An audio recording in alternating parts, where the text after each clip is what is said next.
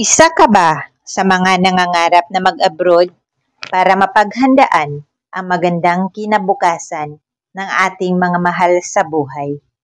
Dapat maging handa ka at buo ang iyong paninindigan dahil ito ay isang desisyon na hindi biro at hindi mo alam ang iyong kapalaran bilang isang OFW. Dalawa lang ang iyong mapupuntahan, kung swertehin ka ba o malas sa iyong magiging amo kabayan. Bago ka magdesisyon, ito ang iyong pakatandaan.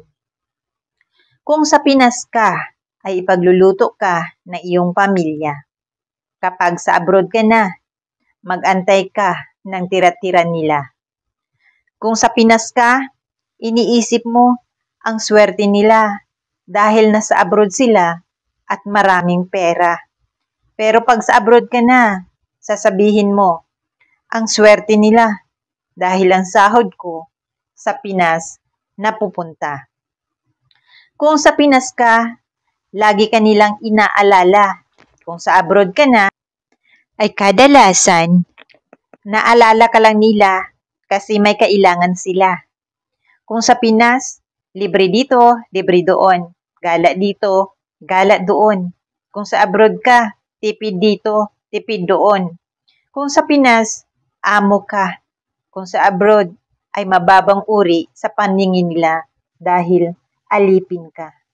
Kung sa Pinas, tulog kain ka lang, pwede na. Kung sa abroad ka, kulang na sa pagkain at wala pang sapat na pahinga. Kung sa Pinas, maraming problema. Kung sa abroad, ikaw ang tagasalo ng problema nila. Kung sa Pinas, itlog, sardinas at dilata, kinakain paggipit ka na. Pag nasa abroad ka, kahit bagong sahod, sardinas pa rin, ay okay na. Kung sa Pinas, excited ka talagang makapag-abroad. Pero pag nasa abroad ka na, gustong-gusto mong umuwi na ng Pinas. Ngayon kaibigan, mag-abroad ka pa ba? Sana kayong mga nasa Pinas, matuto sana kayong magtipid. Hindi pinupulot ang pera dito. Pagod at puyat ang puhunan namin bago kami makasahod. Kumustahin nyo naman kami paminsan-minsan, hindi yung kumustahin para utangan.